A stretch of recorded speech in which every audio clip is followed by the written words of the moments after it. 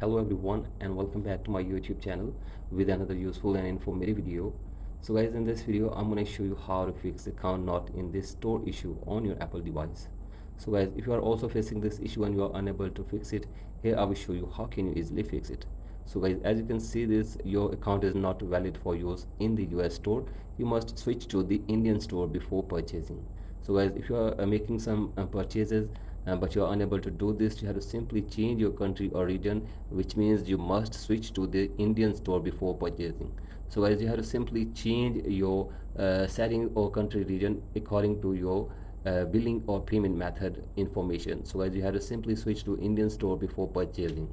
So guys, for that you have to simply go back to your home screen and now open settings on your device and then go to your profile, go to media and purchases, tap on view account, and from here go to country or region, and if it is on United States then you have to simply check this to Indian, which is mentioned in the error. So guys, you have to simply change your country or region as India, and after this you have to simply go back, and now you will be able to make purchases very easily. So guys, in this way you can also fix this error or problem on your Apple device as well.